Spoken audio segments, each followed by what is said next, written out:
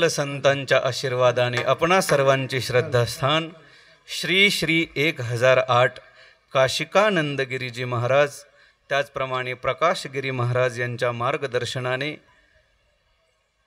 समस्त ग्रामस्थ, भजनी मंडळी आणि या कार्यक्रमाचे सर्व संयोजक मंडळी सर्वांच्या अथक परिश्रमाने संपन्न होत असलेला हा भक्ती उत्सव, या भक्ती उत्सवासाठी वारकरी संप्रदायातील कालक्रमा करणारी सर्व ज्येष्ठ श्रेष्ठ टाळकरी महाराज मंडळी, आत्ताच ज्यांची गोड चाल आपण ऐकली आहे ते गायनाचार्य आदरणीय हरिभक्तिपरायण वैभव महाराज वेलजाळी, त्याचप्रमाणे आपले भूमिपुत्र गायनाचार्य हरिभक्तिपरायण शरद महाराज दिघे, त्याचप्रमाणे मृदंगाला गोड अशी साथ केलेली आदरणीय मृदंगाचार्य दीपकजी महाराज खरात, त्याचप्रमाणे आदरणीय मृदंगाचार्य निलेशजी महाराज पगार,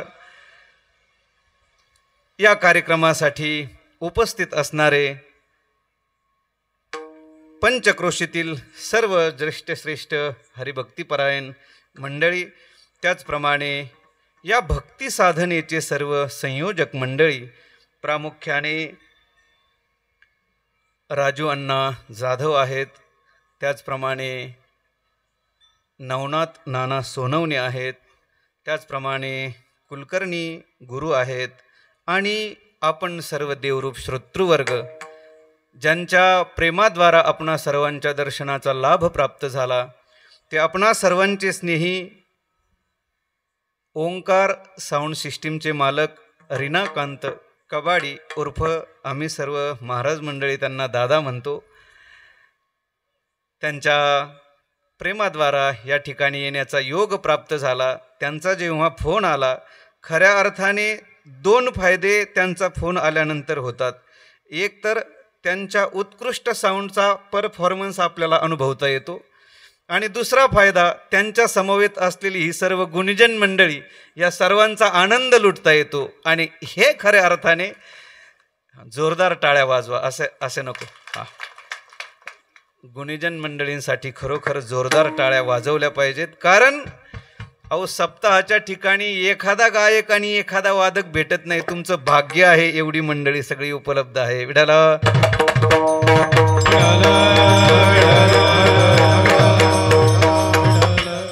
जास्त बोलून आपली वेळ घेण्यापेक्षा आजचा प्रथम दिवस आहे. संप्रदायाचा दंडक असा आहे की सप्ताहातील प्रथम दिवसी नामपर प्रकरणातील अभंग निवडावा. या न्यायाने संत श्रेष्ठ जगद्गुरु श्री तुकोबारायांचा नामपर प्रकरणातील नामाचं विशेष महत्त्व प्रतिपादन करणारा अत्यंत उत्कृष्ट अभंग सेवेसाठी निवडलाय. या अभंगाद्वारा जगद्गुरु श्री तुकोबाराय भगवन नामस्मरणाद्वारा जो जो काही अनुभव आपल्या जीवनात आला तो सर्व अनुभव समाजाच्या समोर व्यक्त करतात. पहा, जीवन जगत असताना प्रत्येकालाच अनुभव हे घ्यावेच लागतात.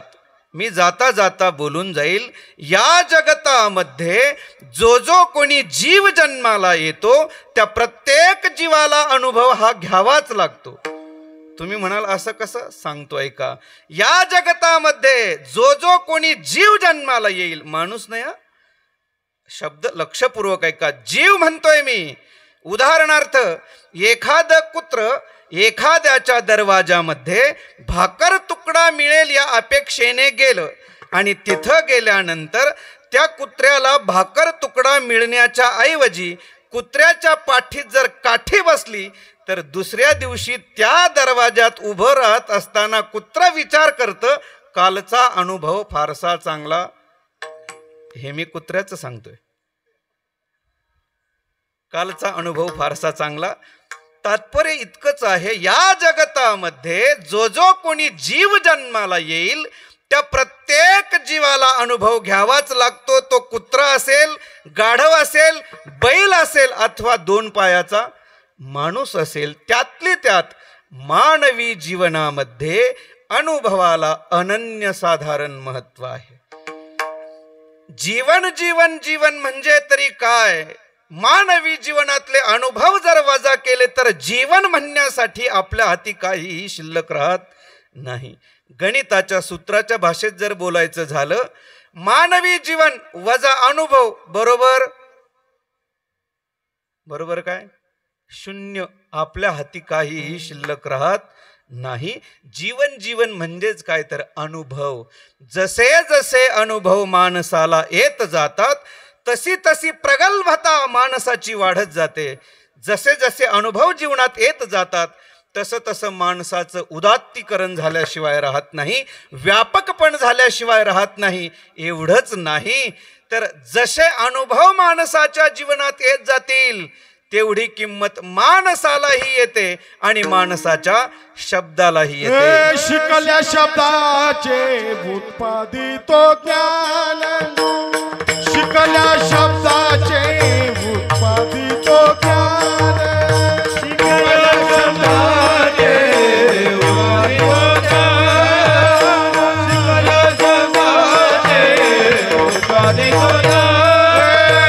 शिकल्या शब्दाचे उत्पादितो ज्ञान, शिकल्या शब्दाचे उत्पादितो ज्ञान,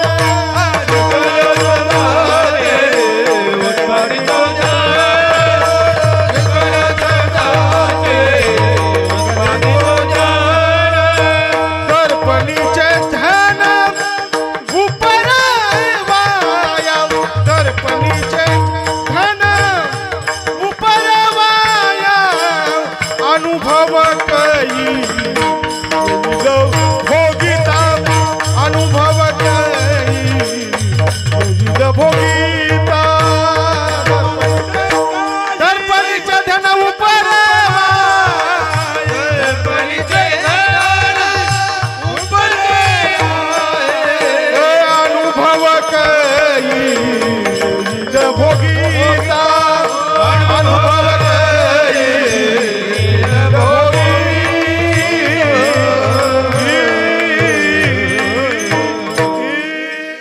वा काय शब्द आहे. शिकल्या शब्दाचे उत्पादितो ज्ञान. पुढे दर्पणीचे धन उपरवाया. पुढे अनुभवत येईल भोगिता. वा. मानवी जीवनाचा विचार जर आपण करू गेलो, आपण इथे होतो, जेवढे अनुभव माणसाला येत जातात तेवढी माणसालाही किंमत येते आणि माणसाच्या शब्दालाही किंमत येते. उदाहरण पाहायचं झालं तर पूर्वीचा काळ आपल्या सर्वांना माहिती आहे. कुठेतरी गावाच्या कडेला एक वेस असायची. वेशीच्या आत बाहेर परिसराप्रमाणे काही परिसरात वेशीच्या आत मारुतीची मंदिरं आहेत, काही परिसरात वेशीच्या बाहेर मारुतीची मंदिरं आहेत. ज्या त्या भागात जसं जसं नियम असेल तसं वेशीच्या आत बाहेर कुठेतरी एक मारुतीचं मंदिर असतं. त्या मारुतीच्या मंदिराच्या समोर एक ओटा असतो. ओटा त्याला काय म्हणतात? काय म्हणतात? कुचर ओटा. इकडे सिन्नर तालुक्यात काय म्हणतात? कुचर ओटा. म्हणजे रिकाम टेकड्या माणसाची बसण्याची जागा. ठराविक काही माणसांच्या बाबतीत बोलायचं झालं तर त्यांचा जन्मही तिथेच होतो, ते समग्र जीवनही तिथेच जगतात आणि एके दिवशी जातात देखील तिथेच. पण मारुतीचा पार काही सोडायला तयार नाही, म्हणजे ते मारुतीच्या पाराचे लाईफ मेंबरच बनलेले असतात. बरं, हरकत नाही. तिथे बसून काय करतात? गाथा वाचतात, ज्ञानेश्वरीचं पारायण करतात, हरिपाठ करतात. काय करतात? याची बिडी त्याची काडी, याची तंबाखू त्याचा चुना, आम्ही वैकुंठवाशी.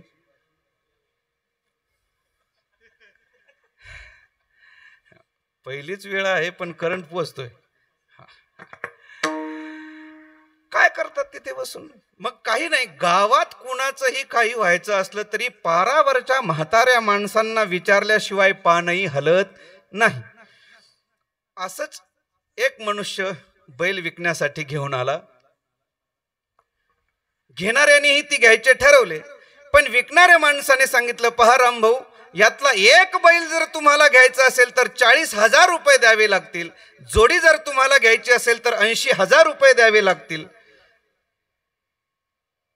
घेणाऱ्या माणसाने विचार केला, सगळं काही जमण्यासारखं आहे, पण चला पारावरच्या तात्यांना जाऊन विचारू. येतो पाराजवळ बैला सकट. तात्या अशी अशी बैलजोडी या विकणाऱ्या माणसाने आणली, यातला एक बैल जर आपल्याला घ्यायचा असेल तर 40,000 रुपये हा माणूस मागतोय, जोडी जर आपल्याला घ्यायची असेल तर 80,000 रुपये हा माणूस मला मागतोय. सगळं काही जमण्यासारखं आहे, पण तुम्ही सांगत असाल तर मी बैल घ्यायला तयार आहे, तुम्ही नको म्हणत असाल तर मी बैल घ्यायला तयार नाही. मग तात्या आपला 80 वर्षाचा शेती जीवनाचा अनुभव काठी टेकवत टेकवत टेकवत पाराच्या खाली येतात, बैलाच्या जवळ येतात. प्रथम त्याच्या पाठीवरून थाप टाकतात, त्याचं बाशिंग घालून पाहतात, त्याचे दात मोजून पाहतात, त्याचं खूर पाहतात, शेप पाहतात. सगळं काही पाहून झाल्यानंतर तात्या सांगतात, रामभाऊ 40 काय 50,000 रुपये जाऊ दे, पण असा जातीवंत बैल तुला परत परत शोधूनही मिळणार नाही. रामभाऊ देखील सांगतो, तात्या तुम्ही सांगताय तर लगेच सौदा करतो. आता मला सांगा, तात्यांच्या शब्दाला जी किंमत आली ती कीर्तनात बसून डुकल्या घेतल्यामुळे आली का? बोला, कशामुळे आली? कशामुळे आली? नाही कळालं का तुम्हाला? मी अजूनही सांगतो, ऐका. गावात कुणाचंही काही व्हायचं असलं तरी म्हाताऱ्या माणसांना विचारल्याशिवाय पानही हलत नाही. एका माणसाच्या मुलीला स्थळ येऊन गेलं, सगळं काही जमण्यासारखं होतं, काय करावं याला काही कळेना, पण विचार आला. अनुभव पाहिले असता पारावरच्या म्हाताऱ्या माणसांना विचारलं पाहिजे, शेवटी त्यांचा अनुभव प्रदीर्घ आहे. आणि म्हणून हा पाराजवळ येतो. तात्या असं असं स्थळ आपल्या ताईसाठी येऊन गेलंय, सगळं काही जमण्यासारखं आहे, काय करावं मला काही कळत नाही. तुम्ही सांगत असाल तर मी मुलगी द्यायला तयार आहे, तुम्ही म्हणत असाल नको तर मी मुलगी देणार नाही. सगळं काही जमण्यासारखं आहे, कारण हा ही बैल 40,000 रुपये मागतोय. म्हण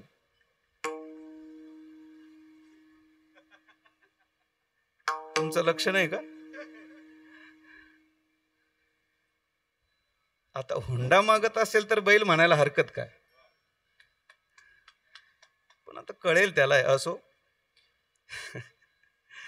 तात्याने देखील आपल्या 80 वर्षाचा अनुभव एका एका उपरण्याची गाठ सोडत सोडत सोडत विचारलं, रामभाऊ मुलगा काय करतो, त्याचं शिक्षण काय झालंय, नोकरी आहे की नाही, राहायला घरदार आहे की नाही, त्याच्या मामाचं कुळ काय, गोत्र काय, हे सगळं काही विचारून झाल्यानंतर तात्या सांगतात, रामभाऊ 40 काय 50,000 रुपये जाऊ दे, पण असा जातीवंत बैल का?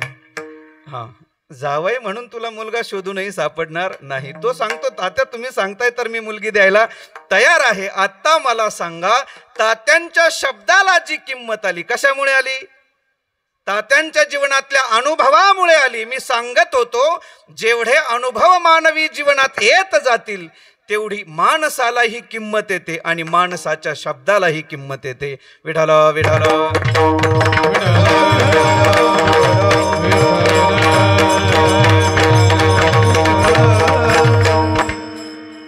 याच्या पुढे जाऊन 2 रीतीने अनुभव जीवनात घेतला जातो. बरं, जरा लक्षपूर्वक ऐका. प्रपंचातही माणसाला अनुभव घ्यावा लागतो आणि परमार्थातही माणसाला अनुभव घ्यावाच लागतो. पण या दोन्ही अनुभवाच्या मध्ये एक गंमत आहे. गंमत काय? गंमत आहे, प्रपंचात आलेला अनुभव देखील समाजाच्या समोर व्यक्त करता येत नाही आणि परमार्थात आलेला अनुभव देखील समाजाच्या समोर व्यक्त करता येत नाही. का येत नाही? जरा कान उंच करून ऐका. प्रपंचात आलेला अनुभव समाजाच्या समोर व्यक्त करता येत नाही, याचं एकमेव कारण तो अनुभव त्या योग्यतेचा नसतो. प्रपंचात आलेला अनुभव समाजाच्या समोर व्यक्त करता येत नाही, कारण तो अनुभव त्या योग्यतेचा नसतो. आणि परमार्थात आलेला अनुभव समाजाच्या समोर व्यक्त करता येत नाही, त्याचं कारण समाज त्या योग्यतेचा नसतो. विठाल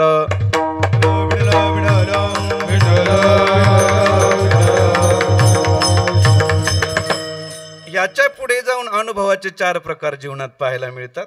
एक अनुभवाचा प्रकार असा आहे की ज्याचा अनुभव आपणही घेऊ नये, जगालाही देऊ नये. एक अनुभव असा आहे की कदाचित अनुभव आपल्याला घेता येत नाही, पण त्याबद्दल इतरांना मात्र काहीतरी सांगावं लागतं.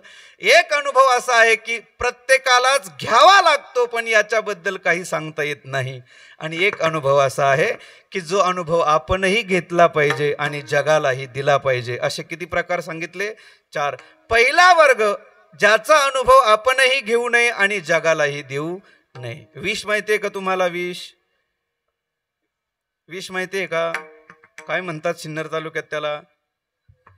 पॉयझन, रोगर, जहर, औषध. अजून बर काय होतं विष घेतल्यानंतर?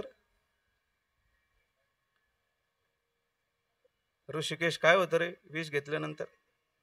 अनुभव नाही का तुला? अरे वा, महाराज लोकांच्या संगतीत राहून हुशार झाला बरं का तू. विठाल विठाल विठाल विठाल विठाल विठाल. विषाचा अनुभव स्वतः करता ही बाधकच आहे आणि जगाला काय मार्गदर्शन करणार? नाही, या कंपनीचं जरा चांगलं आहे बरं, थोडंच घेतलं तरी काम भागतं, असं सांगता येतं का? विषाचा अनुभव स्वतःही घेऊ नये आणि जगालाही देऊ नये असे पुष्कळ अनुभव जगात आहे. जास्त सांगून मला आपला वेळ घ्यायचा नाही. दुसरा अनुभवाचा वर्ग, कदाचित काही अनुभव माणसाला घेता येत नाहीत, पण त्याबद्दल इतरांना मात्र काहीतरी सांगावं लागतं. एकदा एक मनुष्य आजारी पडला, डॉक्टरांकडे गेला. डॉक्टर साहेब काय करावं, मला काही कळत नाही, कसं तरी होतं, मळमळ होते, चक्कर येते, रात्री झोप लागत नाही, काय करावं कळत नाही, म्हणून तुमच्याकडे आलो. डॉक्टर त्याला 4 गोळ्या बांधून देतात आणि त्याला सांगतात सकाळी एक घ्या, दुपारी एक घ्या, सायंकाळी एक घ्या आणि झोपेच्या वेळी एक घ्या, अगदी टकाटक व्हाल. आता मला सांगा, डॉक्टरांनी त्याला ज्या सगळ्या गोळ्या बांधून दिल्या होत्या त्या सर्व गोळ्या डॉक्टरांनी घेऊन पाहिल्या होत्या का? जर डॉक्टरांना ऍसिडिटी झालीच नाही तर त्यासाठी लागणारी ऍसिलॉक नावाची गोळी घ्यायची गरजच नाही. आणि असा जर नियम असता की जे औषध डॉक्टरांनी स्वतःवर आजमावलंय तेच जगाला द्यायचं, तर प्रत्येक आजाराचे डॉक्टर स्पेशल ठरले असते. आत्तासारखे नाहीत. आजारानुसार, औषधानुसार, अनुभवानुसार. विठाला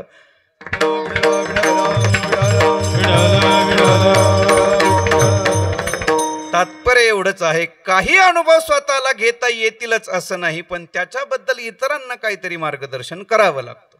अनुभवाचा तिसरा वर्ग, की ज्याचा अनुभव प्रत्येकालाच घ्यावा लागतो पण त्याच्याबद्दल बाहेर काहीही सांगता येत नाही. आपला संसाराचा 4 भिंतीच्या आतला अनुभव प्रत्येकालाच घरी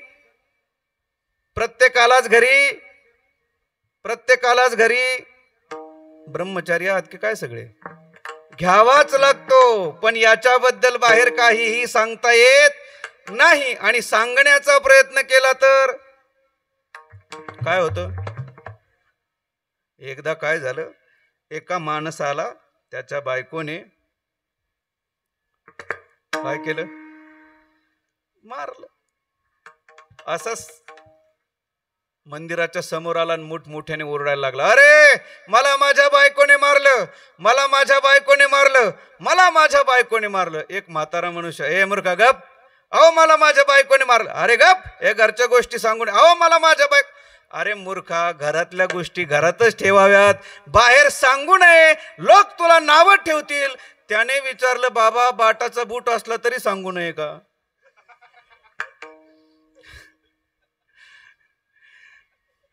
संसाराच्या 4 भिंतीच्या आतले अनुभव छोट्या मोठ्या फरकाने प्रत्येकालाच घरी घ्यावे लागतात, पण याच्याबद्दल बाहेर काहीही सांगता येत नाही. आणि या सर्व अनुभवांच्या पलीकडे जो अनुभव म्हणण्याच्या योग्यतेचा आहे तो आहे परमार्थिक अनुभव, ज्याचा अनुभव प्रत्येकानेच आपापल्या जीवनात घेतला पाहिजे आणि जगाला देखील दिला पाहिजे. सकल संतांनी परमार्थाचा अनुभव अगोदर घेतला आणि नंतर जगाला दिला. अनुभवे आले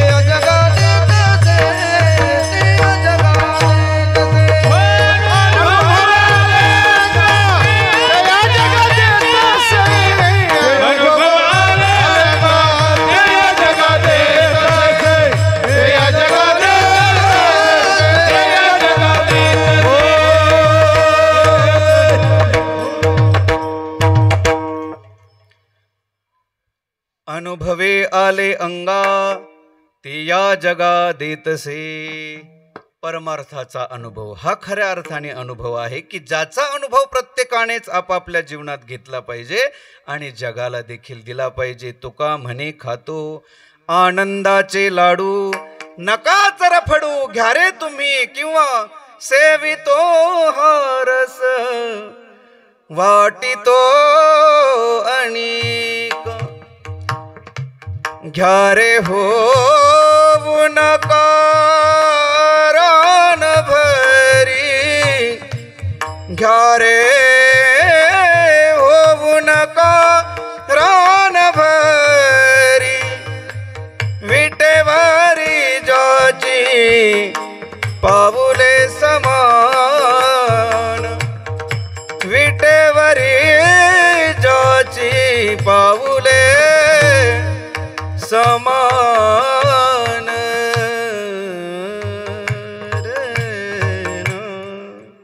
सेवितो हा रस आम्ही स्वतः त्याचा आनंद घेतो सेवन करतो केवळ तिथपर्यंत न थांबता वाटितो आणि का हा आहे परमार्थिक अनुभव. याचा अनुभव प्रत्येकानेच आपापल्या जीवनात घेतला पाहिजे आणि जगाला देखील दिला पाहिजे. याच आशयाने संत श्रेष्ठ जगद्गुरु श्री तुकोबाराय भगवन नामस्मरणाद्वारा जो काही अनुभव आपल्या जीवनात आला त्याचा अनुभव स्वतःही घेतला आणि जगाला देण्यासाठीही प्रवृत्त झाले. अभंगाचं पहिलं चरण. नाम घोड नाम घोड वा वा घोड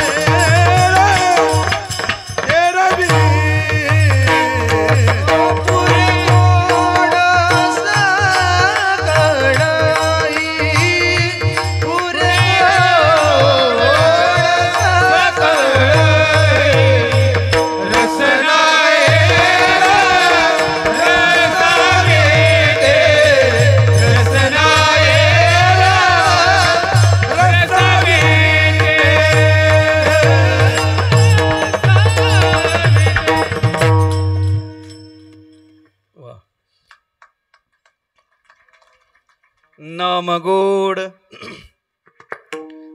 नाम गोड नाम गोड पुरे कोड सकळही. भगवन नामस्मरणाद्वारा जो अनुभव जगद्गुरु श्री तुकोबारायांना आला तो अनुभव समाजाच्या समोर तुकोबाराय व्यक्त करतात. कसं आहे भगवंताचं नामस्मरण. नामगोड नामगोड. कसं आहे भगवंताचं नामस्मरण. बोलत चला. कसं आहे नामस्मरण. गोड आहे. आपल्याला वाटतं का गोड. आपल्याला वाटतं का गोड.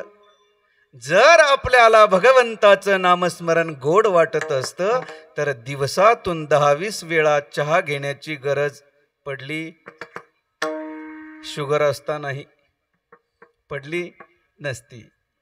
भगवंताचं नामस्मरण कसं आहे? गोड आहे. आपल्याला वाटतं का ते? नाही वाटत. ती अवस्था जगद्गुरु श्री तुकोबारायांची आहे. का? तुकोबारायांचं जीवन नाममय झालेलं होतं. जगद्गुरु श्री तुकोबारायांना नामस्मरण सोडून दुसरं काहीही सुचत नव्हतं. रात्र न कळे, दिवस न कळे, अंगी खेळे दैवत हे किंवा दिनरजनी हाची धंदा दिनरजनी हाची धंदा गोविंदाचे पवाडे गोविंदाचे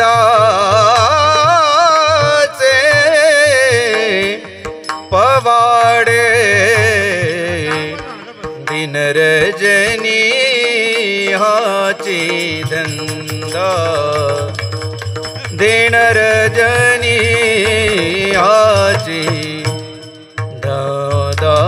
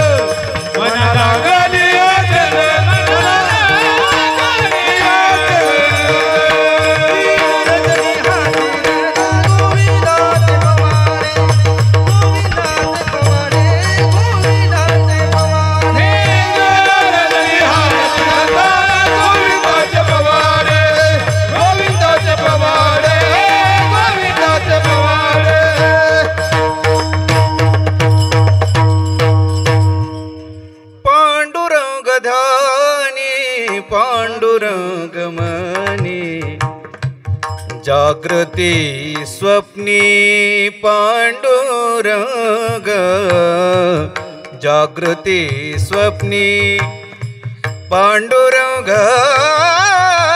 पांडुरंग धानी पांडुरंग मनी पांडुरंग धानी पांडुरंग मनी.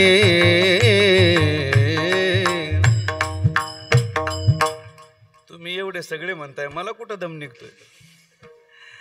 वा, हे सगळं एक जीवाचं असल्यामुळे होतंय बरं का. नाहीतर मग नवीन ठिकाणी गेल्यानंतर काय नाही, आपलं फक्त सादर करायचं निघून जायचं. पण आज फक्त आनंद घ्यायचा आहे, आनंद. हा, पाऊस आला काय येऊ द्या. पहिल्या दिवशी पाऊस आला म्हणजे तुमचा यज्ञ आजच सफल झाला. विठाला विठाला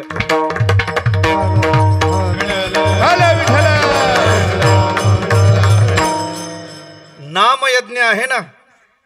आणि गीता माता असं सांगते, यज्ञात भवती पर्जन्यो.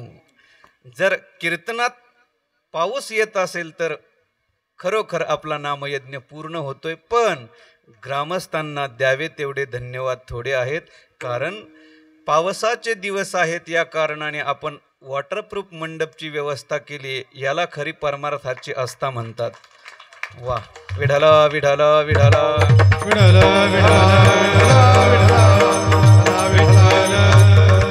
जगद्गुरु श्री तुकोबारायांची अवस्था जागृती स्वप्नी पांडुरंग. जागृती स्वप्नी पांडुरंग. जागृती सुषुप्ती जागृती स्वप्नी सुषुप्ती नाठवे. पाहता रूप आनंद साठवे. ही अवस्था जगद्गुरु श्री तुकोबारायांची आहे. अखंड नामस्मरण चालू असल्या कारणाने ते त्या बोधावर आरूढ झालेत आणि म्हणून त्यांना नामस्मरण गोड वाटते. आपल्याला वाटत नाही. हजारो वेळी सकल संतांनी आपल्याला उपदेश करून देखील आपण नामस्मरण करायला तयार नाही. वेळोवेळी सकल संतांनी सांगितलंय, देवे दिला देह भोजना गोमटा. तुमचं लक्ष नाही का माझ्याकडे? भोजना बरोबर आहे ना? नाही, आपण सगळे जिलबी खायला बरोबरच होतो म्हणून म्हटलं. देवे दिला देह भजना गोमटा. आपलं काय चाललंय? इतभर पोटासाठी. सगळी गंमत आपली पोटासाठी चाललीये. पण आपण जर नामस्मरण करत नसलो तर मानवी जीवनाची इति कर्तव्यता पूर्ण होणार नाही. तरी गेला जन्ममाया, नाही तरी गेला जन्ममाया, नाही तरी गेला जन्ममाया, नाही तरी गेला जन्ममाया. सांगतो तुम्हासी जय हो.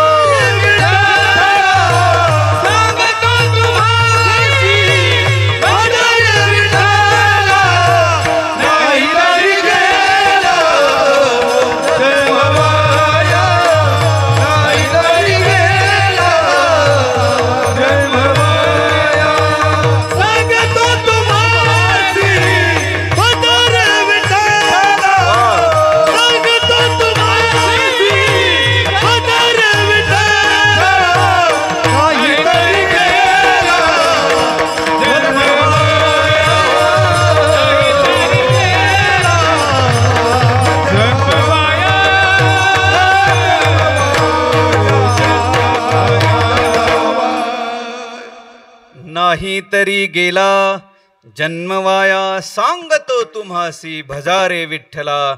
सकल संतांनी आपल्याला वेळोवेळी सावध केले, जाग केलं, तरी देखील आपण नामस्मरण करायला तयार नाही. भगवंताने केवळ देहच दिलाय असं नाही. देह देत असताना लाकडाच्या ओंडक्यासारखा देह दिलेला नसून दिले इंद्रिये, हात पाय कान, डोळे मुख बोलाया वचन, जेणे तू जोडशी नारायण. इथे अधोरेखित करायचं बरं. अधोरेखित म्हणजे काय? अंडरलाईन कळेल तुम्हाला, अधोरेखित नाही कळणार. आपण त्या इंग्रजीचा एवढा पगडा आपल्यावर बसलाय, मराठी भाषा विसरत चाललोय. बरोबर की नाही? बरोबर की नाही? नसेल तर मला सांगा. महिला मंडळी मेकअप करतात, मेकअप, त्याला मराठी शब्द काय सांगा?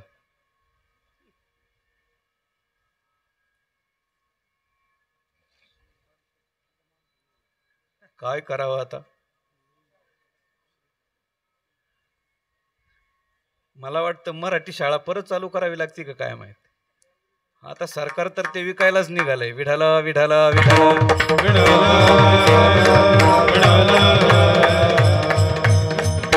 मी बोगस म्हटलोच नाही. आपण मराठी विसरत चाललोय. महिला मंडळी जो मेकअप करतात त्याला मराठी भाषेत शब्द आहे शृंगार. काय? शृंगार करणे. लक्षात ठेवा. नसेल कळालं तर मला तरी काय करायचंय. विठाला विठाला.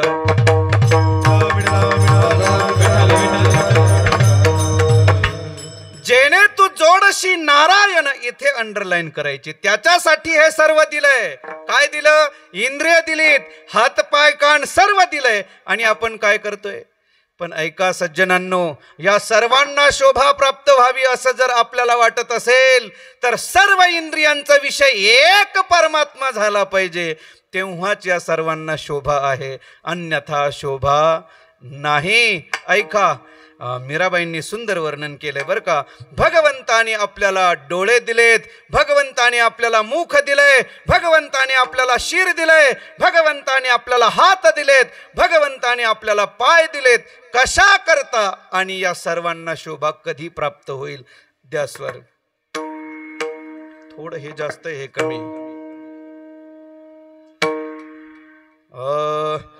है आँख वो जो शाम का दर्शन किया करे, है शीश जो प्रभु चरण में वंदन किया करे। बेकार वो मुख है, बेकार वो मुख है जो रहे व्यर्थ बातों में। मुख वो है जो हरि नाम का सुमिरन किया करे। हीरे मोती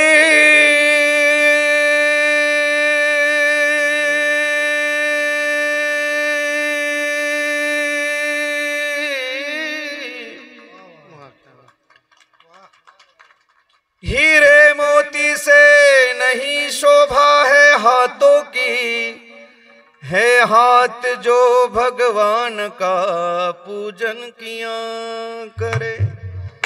मर कर भी अमर नाम है इस जीव का जग में, प्रभु प्रेम में बलिदान जो जीवन किया करे।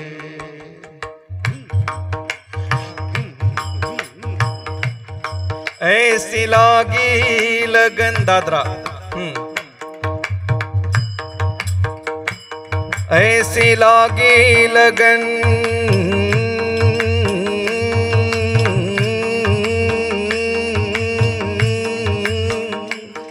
लागी लागी लगन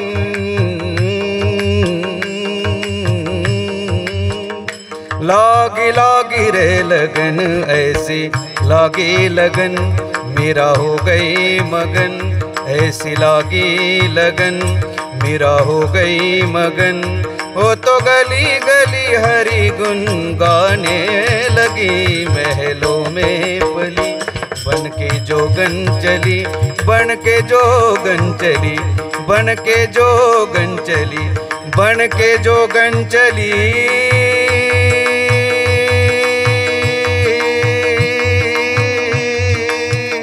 बन के जोगन चली, बन के जोगन चली।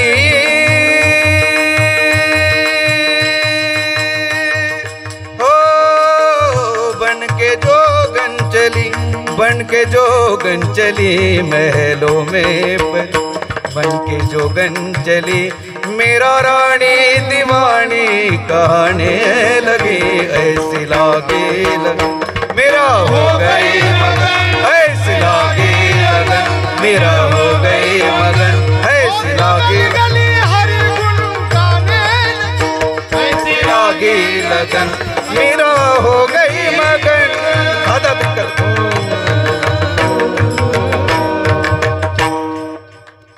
वाह वाह। तुम्ही जर अशा टाळ्या 11:15 वाजता वाजवल्या तर घड्याळात 1:30 वाजेल बरं. विठाला विठाला विठाला विठाला विठाला विठाला विठाला। है आँख वो जो शाम का दर्शन किया करे, भगवंताने आपल्याला डोळे दिलेत, त्या डोळ्याला तेव्हाच धन्यता प्राप्त होईल जे डोळे भगवंताचं स्वरूप पाहतील. भगवंताने आपल्याला शिर दिले, त्या शिराला म्हणजे डोक्याला तेव्हाच शोभा प्राप्त होईल जेव्हा हे शिर एक तर भगवंताच्या चरणावर नतमस्तक होईल किंवा संतांच्या चरणावर नतमस्तक होईल. है शीश जो प्रभु चरण में वंदन किया करे. भगवंताने आपल्याला मुख दिलंय. कशासाठी दिलंय? तरुणांना गुटखा खाण्याकरता आणि म्हाताऱ्या माणसांना बांधावरून भावाला शिव्या देण्याकरता. पण या मुखाला शोभा प्राप्त व्हावी असं जर वाटत असेल तर या मुखाने नामस्मरण केलं पाहिजे.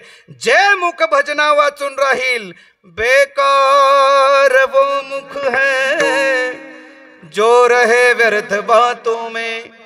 मुख वो है जो हरि नाम का सुमिरन किया करे. किंवा नाथ महाराज सांगतात, नामा विना मुख सर्पाचे तबिळ, नामा विना मुख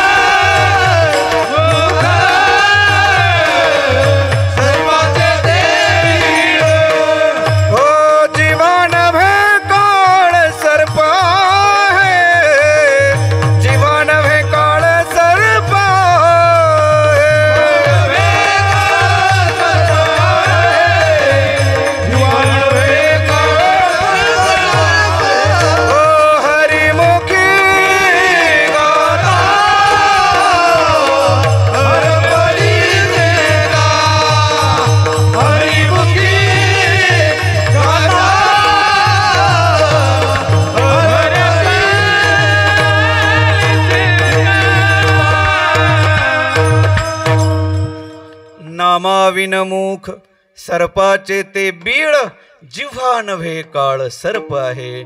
मुखाला शोभा प्राप्त व्हावी असं वाटत असेल तर भगवंताचं नामस्मरण केलं पाहिजे. असो, विषय लांबवत नाही, माझ्याकडे वेळ कमी आहे. भगवंताने इंद्रियांसह मानवी देह आपल्याला दिलाय. या सर्वांना शोभा प्राप्त व्हावी असं जर आपल्याला वाटत असेल तर आपल्या सर्वांगाचा विषय एक परमात्मा बनला पाहिजे. सकल संतांनी देखील आपल्या प्रत्येक इंद्रियांना वेळोवेळी सूचना केली.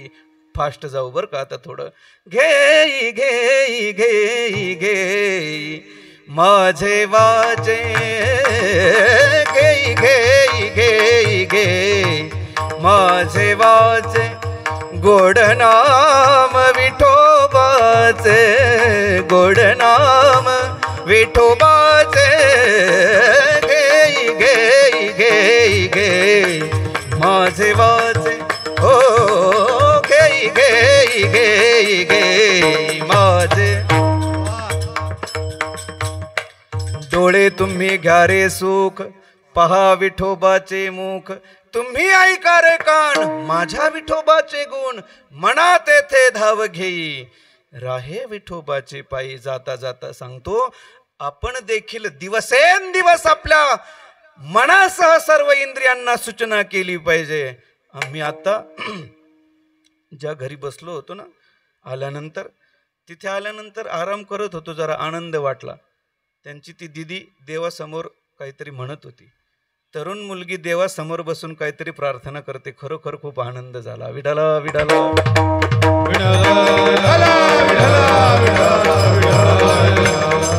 आपल्या मुलांना धर्म शिकवण्याची जबाबदारी आपलीच आहे. लोकांना नावं ठेवण्यात काही अर्थ नाही. आपल्याला फक्त एक सवय लागली, आपलं ठेवायचं झाकून.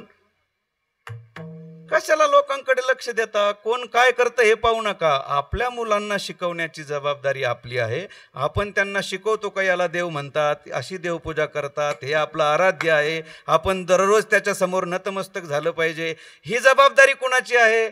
आपल्या आई वडिलांची आहे. त्यांनी ते केलं पाहिजे. आनंद वाटतो त्यात. असो, विषयांतर मला करायचं नाही. आपण सर्व इंद्रियांना सूचना नाही केली तरी चालेल, पण एकाला मात्र नक्की केली पाहिजे. कुणाला? मनाला. आणि मनाला सूचना केली की सर्व इंद्रिय त्याच्या मागे आल्याशिवाय राहत नाही का? अवघ्या उपचारा एक मनची दातारा, एक मनची दातारा, एक मनची दातारा.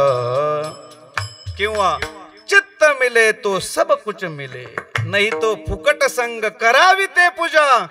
मनेची उत्तम. जगद्गुरु श्री तुकोबारायांना भगवंताचं नामस्मरण गोड वाटतंय, आपल्याला का वाटत नाही? आपण तिकडे जायलाच तयार नाही. तरी देखील साधक मंडळींनी जगद्गुरु श्री तुकोबारायांना 3 प्रश्न विचारले. आपल्या हाती थोडाच वेळ आहे. महाराज, तुम्ही सांगता भगवंताचं नामस्मरण गोड आहे, आम्हाला ते गोड वाटत नाही. वाटतं का? वाटतं का? या 3 प्रश्नांची उत्तरं जर तुम्हाला कळली तर आजचा अभंग सगळा तुम्हाला कळेल. चिंतन सफल झालं असं आपण म्हणू. 3 शंका साधकांच्या आहेत. पहिली शंका आहे, महाराज तुम्ही सांगता नाम गोड. नाम हे शब्दात्मक आहे. शब्दाच्या किती जाती आहे रे छोटू? इंग्लिश मीडियमला आहे का तू? हा, बरोबर आहे. मग तुला काय, तुझ्या मॅडमलाच येणार नाही, तू काय सांगणार?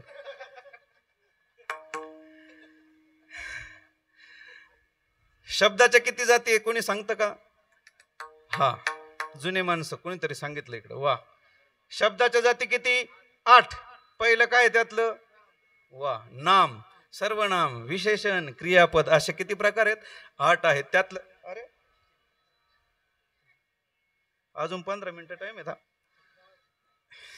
जिलबी खाल्ल्यामुळे होत असेल तसं. विठाला विठाला विठाला.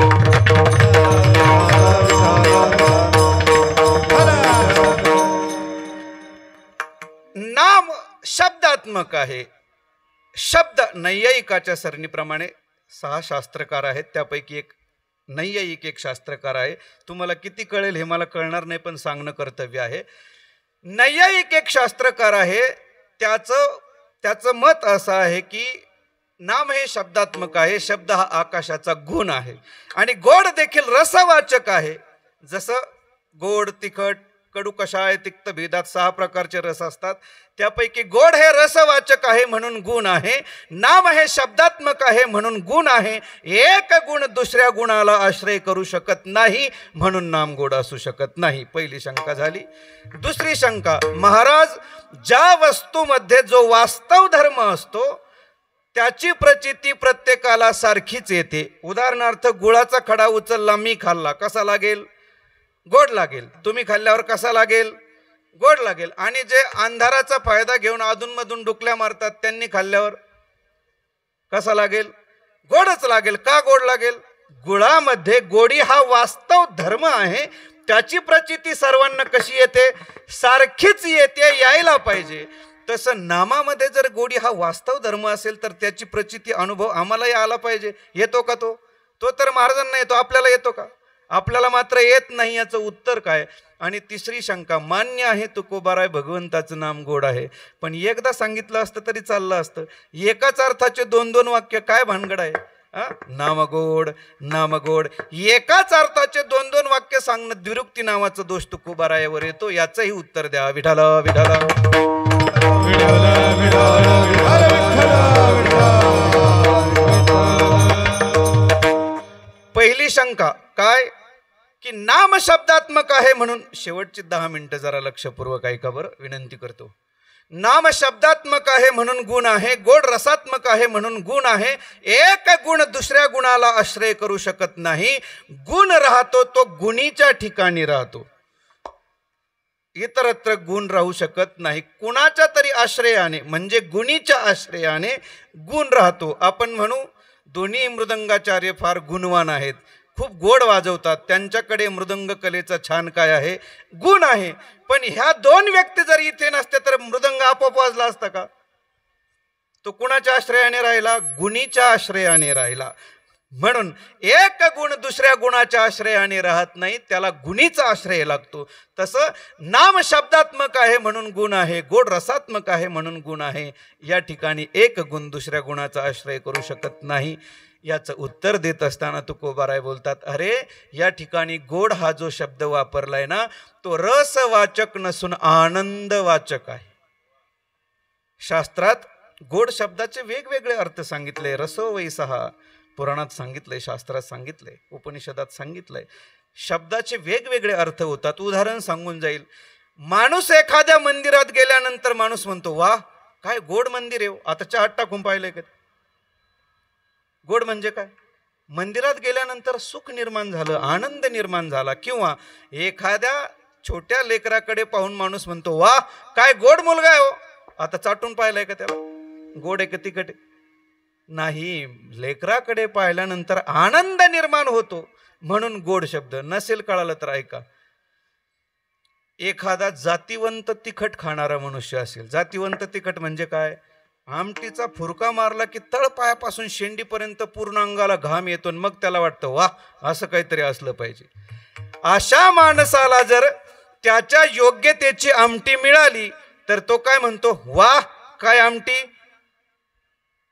काय म्हणतो? वा काय आमटी, गोड आहे. आता तुमचा जो सप्ताह झाला ना शहा पंचाळेचा, प्रत्येक लोक येऊन म्हणायचे वा काय आमटी गोड आहे. गंगागिरी बाबांच्या सप्ताहात वाह काय आमटी गोडे.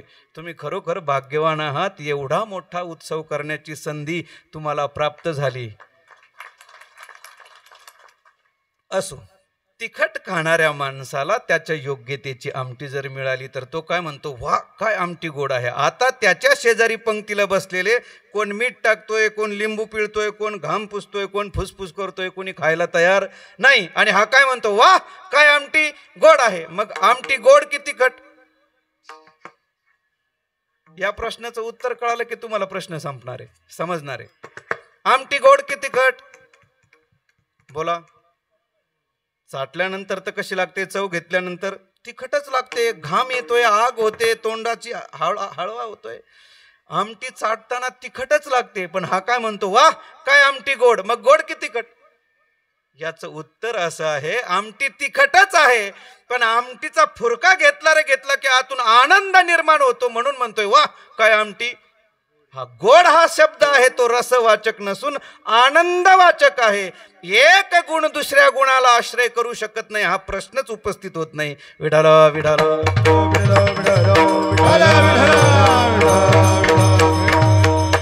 दुसरा प्रश्न, महाराज ज्या वस्तूमध्ये जो वास्तव धर्म असतो त्याची प्रचिती सर्वांना सारखीच येते. उदाहरण गुळाचा खडा आपण पाहिला, कळालं तुम्हाला? विस्तवाला जर जाणीवपूर्वक हात लागला तर काय होतं? चटका बसतो. नकळत हात लागला तरी चटकाच बसतो. का? दाहकता त्यात वास्तव धर्म आहे म्हणून काय प्रचिती येणार? दाहकतेचीच येणार. एकदा काय झालं, एक बाई बाजारात विंचू विकण्याकरता बसली. तुमच्याकडे विकतात ना विंचू? डुकल्या घेऊ नका, अगदी 5 मिनिटात संपवतो, माझ्याकडे लक्ष द्या. एकदा एक बाई बाजारात विंचू विकण्याकरता बसली. प्रथम ग्राहकाला त्यांनी विचार केला, अरे आज नवीनच व्हरायटी आली म्हणे बाजारात, चला घ्यायचं तर नाही पण विचारायला काय हरकत. त्याने विचारलं, मावशी किती रुपयांना हे विंचू? म्हणे 2 रुपयाला. म्हणे तो सर्वात छोटा दिसतो 2 रुपयाला, सर्वात मोठा दिसतो 2 रुपयाला, जरा मध्यम आहे 2 रुपयाला, तो लालसर दिसतोय 2 रुपये, एकदम काळा आहे तो 2 रुपये, जरा पिवळसर दिसतो 2 रुपये. याला शंका आली आणि विचारला, आजी यातील प्रत्येक विंचवाचा रंग वेगळा, आकार वेगळा, तरी प्रत्येकाची किंमत 2च रुपये कशी? मावशीने उत्तर दिलं, भाऊ कोणताही घे ठणका एकच. असं होतं, महाराजांनी हात लावल्यावर विंचू म्हणतो, राम राम जय हरी, तुम्ही दूरहून आला, चहा घेणार की कॉफी घेणार? कोणी हात लावला, जाणीवपूर्वक लावला तरी ठणका, नकळत लावला तरी विंचवाच्या नांगीत ठणका. हा वास्तव धर्म आहे. त्याची प्रचिती प्रत्येकाला कशी येते? सारखीच येते. गुळाचा खडा कोणी खाल्ला तर गोडच लागतो, विस्तवाला हात लावला तर चटकाच बसतो. याच रीतीने जर भगवंताच्या नामस्मरणात गोडवा किंवा गोडपणा हा वास्तव धर्म असेल तर त्याची प्रचिती प्रत्येकाला आलीच पाहिजे. ती आपल्याला येते का? येत नाही. याचं उत्तर काय? ऐका. त्याचं उत्तर देत असताना महाराज देतात, माणसाला ज्या इंद्रियाच्या द्वारा साक्षात्कार होणार आहे ते इंद्रिय जर ना दुरुस्त असेल तर ज्ञान यथावत होत नाही. दिठी वेधियली कवळे तै चांदण्या ते म्हणे पिवळे. एखाद्या माणसाला जर कावीळ झालेली असेल तर त्याला चांदण्या कसे दिसतात? पिवळ्या दिसतात. मग चांदण्या पिवळ्या आहेत की याच्या डोळ्याला अडचण निर्माण झाली? दिसण्याचं काम कशाच्या माध्यमातून होतंय? डोळ्याच्या. मी सांगतो, एकदा काय झालं, माझ्याकडे लक्ष द्या. एकदा काय झालं, एक मनुष्याच्या डोळ्याला काहीतरी अडचण आली. तो रस्त्याने निघाला की त्याला एका माणसाचे 2-2 माणसं दिसायची. 1 दिवस झाला, 2 दिवस झाले, 4 दिवस झाले, 8 दिवस झाले, वैतागला. शेवटी डॉक्टरांकडे गेला. डॉक्टर साहेब काय करावं मला काही कळत नाही, मी रस्त्याने निघालो की मला एका माणसाचे 2-2 माणसं दिसतात म्हणून मी तुमच्याकडे आलो. डॉक्टर त्याच्याकडे असे पाहतात आणि त्याला विचारतात, का रे तुम्ही 3 जण कशाला आला तिथे? आता याला एकाचे 2 दिसतात आणि डॉक्टरला एकाचे 3 दिसतात. मग हा दोष डॉक्टरचा आहे की त्या व्यक्तीचा? कुणाचा आहे? अरे व्यक्तीचाही नाही आणि डॉक्टरचाही नाही. ज्याच्या माध्यमातून दिसण्याचं कार्य होतंय त्या डोळ्यांचा तो दोष आहे. म्हणजे ज्या साधनाच्या माध्यमातून आपल्याला ज्ञान होणार आहे ते साधन जर ना दुरुस्त असेल तर ज्ञान यथावत होणार नाही. ऐका, याच रीतीने सुख दुःखाचा साक्षात्कार होतो तो चित्ताला होतो. देखावे नेत्री, बोलावे मुखे, चित्ता सुख दुःखे कळो येती. एखाद्या माणसाला जर सर्पदंश झाला, पूर्वीच्या काळी सर्पदंश झाल्यानंतर माणसाला गुळ खायला द्यायचे आणि त्याला विचारायचे कसा लागतो? तो म्हणायचा कडू लागतो. लिंबाचा फाला खायला द्यायचा, कसा लागतो?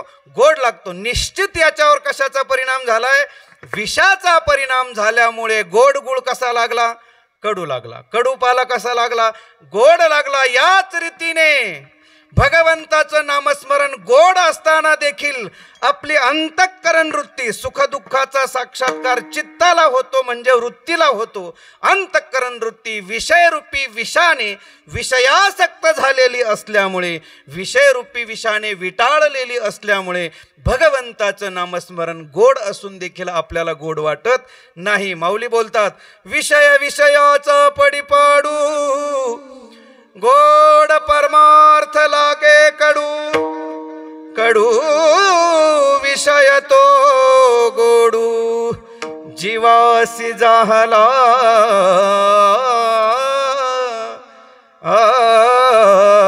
रे नाम. महाराज, जर नामस्मरणात गोडी हा वास्तव धर्म असेल तर त्याची प्रचिती आम्हालाही यायला पाहिजे. पण आपली अंतःकरण वृत्ती विषयाने विटाळलेली असल्यामुळे आपल्याला भगवंताचं नामस्मरण गोड वाटत नाही. माझी दुसरी शंका ही संपली. आणि तिसरी शंका, महाराज मान्य आहे आता भगवंताचं नामस्मरण गोड आहे, एकदा सांगितलं असतं तरी आम्हाला कळालं असतं, दोनदा सांगायची गरज नाही. एकाच वाक्याची, एकाच अर्थाची दोन वाक्य सांगणं काय गरज आहे, नाही का? उन्हाळ्याच्या दिवसातून जर घरातली एखादी व्यक्ती उन्हात बाहेर पडायची असली तर घरातली माणसं म्हणतात, अहो तुम्ही ती पाण्याची वॉटर बॅग भरून घेतली का? आता एक तर वॉटर बॅग म्हण, नाही तर पाण्याची बाटली म्हण. बाटली पण पाण्याचीच बरं का. वॉटर म्हणजे काय? पाणी. आणि पाणी म्हणजे काय? एकाच अर्थाची दोन वाक्य. दीपक महाराज, एक मनुष्य बऱ्याच दिवसांनी भेटल्यामुळे त्याला विचारलं, काय दादा खूप दिवस झाले भेट नाही, हल्ली कुठे असता? त्याने सांगितलं, महाराज नाही का ती मुलींची कन्या शाळा आहे तिथे असतो म्हणे. आता मुलांची कन्या शाळा कुठे असते का? एक तर कन्या शाळा म्हण, नाही तर मुलींची शाळा म्हण. घाई गडबडीत माणसं बोलून जातात. तसं तर तुकोबाराय बोलले नाही, नामगोड नामगोड. काय सांगायचंय महाराज नेमकं? महाराज सांगतात, अरे पहिलं नाम गोड म्हणण्यात भगवंताचं नामस्मरण आरंभीही सुखच देतं, आणि दुसरं नाम गोड म्हणण्यात भगवंताचं नामस्मरण परिणामीही सुखच देतं. काही गोष्टी आरंभी गोड असतात, परिणामी कडू असतात. काही गोष्टी आरंभी कडू असतात, परिणामी गोड असतात. काही गोष्टींचा आरंभही कडू आणि परिणामही कडू, आणि काहींचा आरंभही गोड आणि परिणामही गोड. पहिला वर्ग आरंभ गोड, परिणाम कडू. शेतकरी माणसाला जेवणासोबत चटणी ठेचा असेल तर फार मजा येते, गंमत वाटते. वा, आज जरा चटणी होती म्हणून जेवण झालं. खात असताना त्याला फार गंमत वाटते. पण खाण्यात जर काही मागे पुढे झालं तर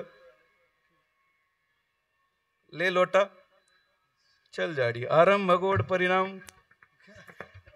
कळालं का तुम्हाला? नाही कळत माझ्याकडे लक्ष द्या. एकदा अकबर आणि बिरबल दोघे जण जेवायला बसले. वांग्याची भाजी समोर होती.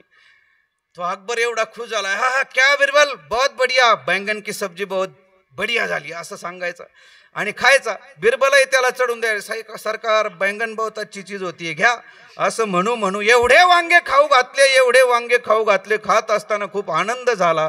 पण दुसऱ्या दिवशी दरबारात राजाला वांग्याने एका जागी बसू दिलं. आरंभ गोड, परिणाम. पूर्वीच्या काळी माणसांना खरूज व्हायची, खरूज. आता नाही राहिलं ते. खरूज व्हायची. खरूज झालेल्या माणसाला खाजवत असताना फार गंमत वाटते. पण खाजून हात बाजूला गेला की आग झाल्याशिवाय राहत नाही. याला म्हणतात आरंभ गोड, परिणाम कडू. आता याच्यापेक्षा खाली येता येणार नाही. विठाला विठाला.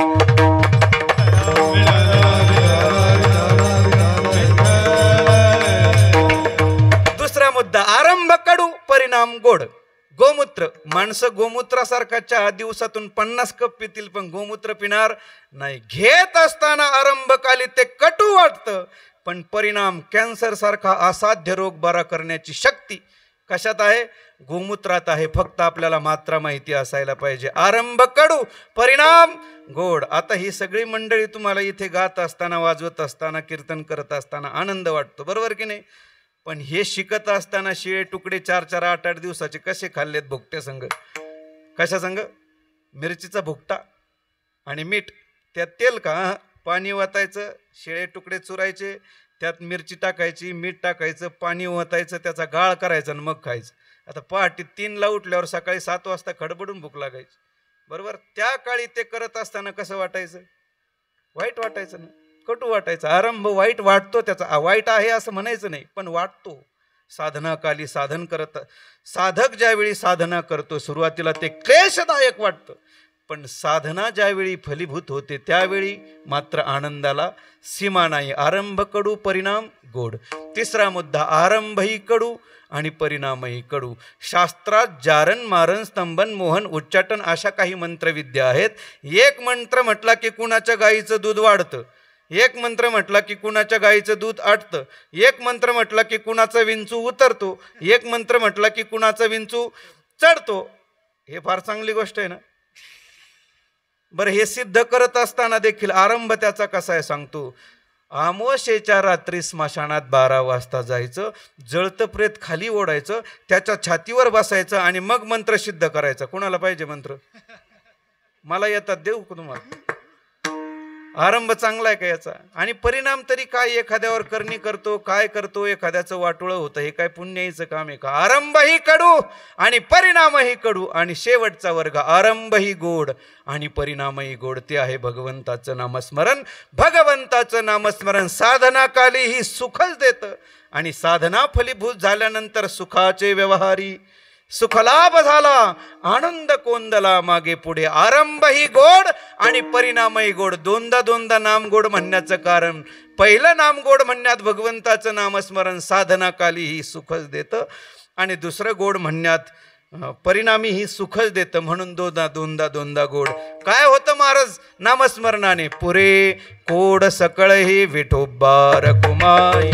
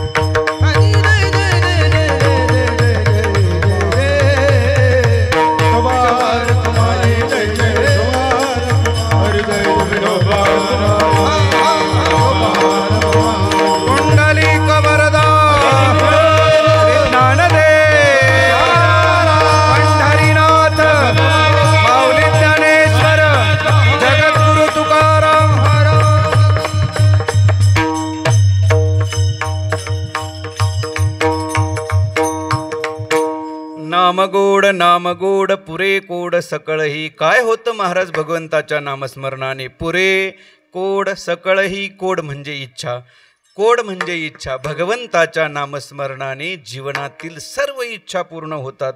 परमार्थातील होतात आणि प्रपंचातल्याही होतात. इच्छेचा विषय घेतला की प्रापंचिकाची इच्छा वेगळी, परमार्थिकाची इच्छा वेगळी. प्रापंचिकाची इच्छा काय? वाढावे संतान, गृही व्हावे धनधान्य. गाय दूध देते 5 लिटर, डेअरीला जातं 15 लिटर. गृही व्हावे धनधान्य. पण हे करायची गरज नाही. फक्त नामस्मरण करा, कामात काम. नामस्मरण करत राहा, तुमच्या इच्छा पूर्ण झाल्याशिवाय राहणार नाही. आणि परमार्थिकाची इच्छा पुसावेसी हेची वाटे, जे जे भेटे तयासी देव कृपा करील मज. किंवा ऐका,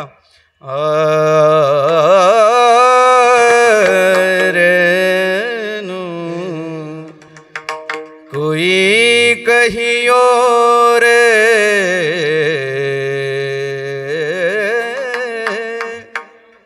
कोई कहियो रे प्रभु आवन की,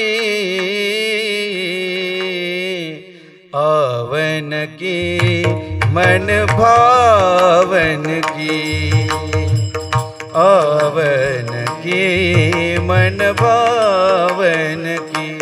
कोई कहियो रे प्रभु आवन की,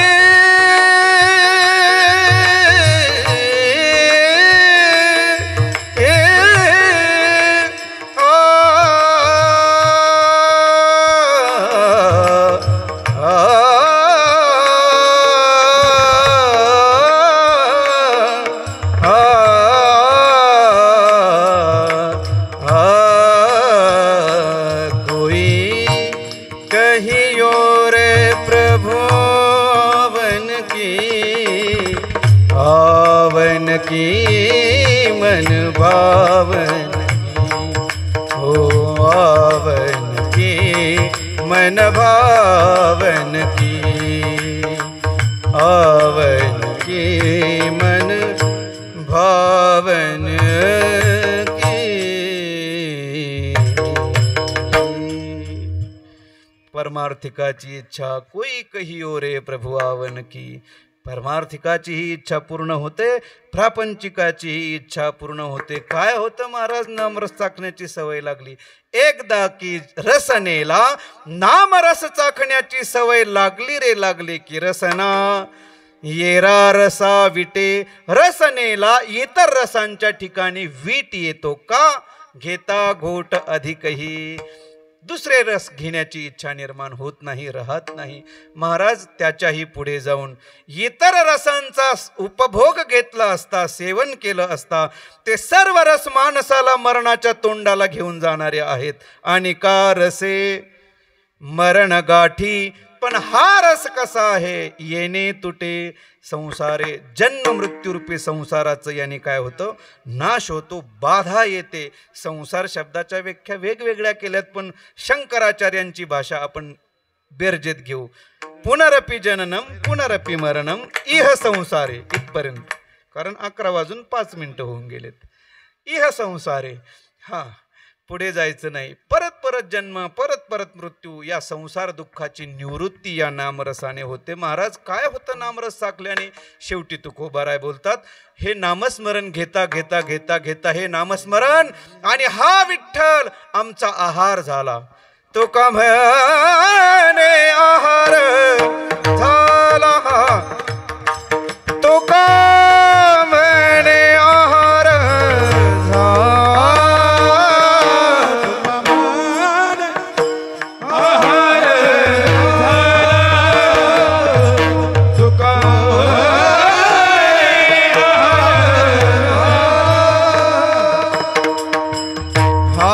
विठ्ठल आम्हासी,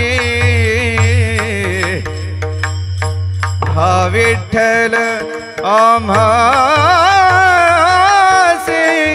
रसना एरा रसा विटे विटे रसना एरा रसा.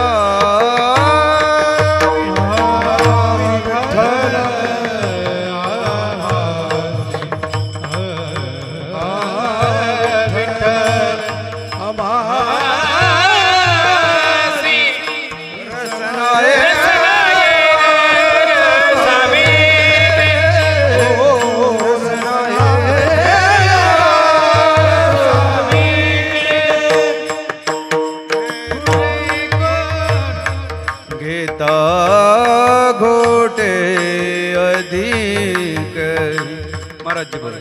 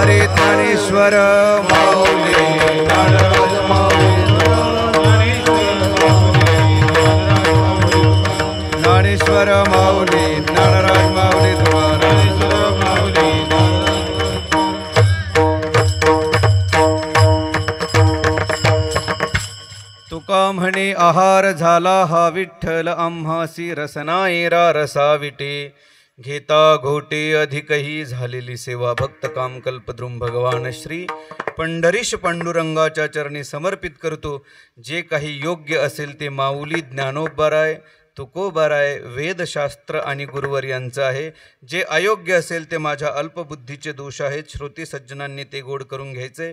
झालेली सेवा पुनश्च एकदा भगवंताच्या चरणी समर्पित करतो. या भक्ती साधनेसाठी वारकरी संप्रदायातील कालक्रमा करणारी सर्व ज्येष्ठ श्रेष्ठ महाराज मंडळी, भजनी मंडळी, टाळकरी मंडळी, आदरणीय दीपक महाराज, निलेश महाराज, वैभव महाराज, शरद महाराज, इकडे महाराजांचं नाव काय, उत्तम महाराज, सोनवणे नाही का, जाधव, पत्रिकेत नाव वाचलं मी पण ते आता हेच म्हणून मला माहिती नाही. उत्तम महाराज आहेत, इकडे कुलकर्णी देवा आहे, राजू अण्णा आहेत, नवनाथ नाना आहेत. त्याचप्रमाणे आपण सर्व या भक्ती साधनेचे संयोजक मंडळी आहे. आदरणीय आमचे ओंकार साऊंड सिस्टीमचे मालक रिनाकांत भाऊ कबाडी हेही आहेत. यांच्याच प्रेमाद्वारा आज आपणा सर्वांच्या दर्शनाचा लाभ प्राप्त झाला. तुमची सर्वांची 10 मिनिटं जास्त घेतल्याबद्दल दिलगिरी व्यक्त करतो आणि जाता जाता सांगतो, तुमच्या पत्रिकेत माझं नाव नाही, पण पत्रिका देखील 2 प्रकारच्या असतात. एक कार्यक्रम पत्रिका असते आणि एक जन्मपत्रिका असते. तुमच्या कार्यक्रम पत्रिकेत माझं नाव नसेल, पण माझ्या जन्मपत्रिकेत तुमचं गाव आज ठरलेलंच होतं. विठाला विठाला विठाला. आणि म्हणून येण्याचं सौभाग्य प्राप्त झालं. इथे आल्यानंतर ही सर्व गुणीजन मंडळी, आपण सर्व श्रोतृ मंडळी आणि ओंकार साऊंडचा आवाज सर्व मिळून आनंद झाला. थकलेलो होतो, पण इथं आल्यानंतर आपोआप ऊर्जा निर्माण झाली. ती नारदाची गादी आहे आणि माझ्या पायाखाली घोंगडी. घोंगडी ही उबदायक आहे बरं का, ऊर्जादायक आहे. आणि म्हणून इथे आल्यानंतर सर्वच गोष्टी जुळून आल्या, आनंद भेटला. सर्वांच्या श्रीचरणी विनम्र भावाने अभिवादन करतो. सेवेला पूर्ण विराम. विठ्ठल जय जय. विठ्ठल जय जय.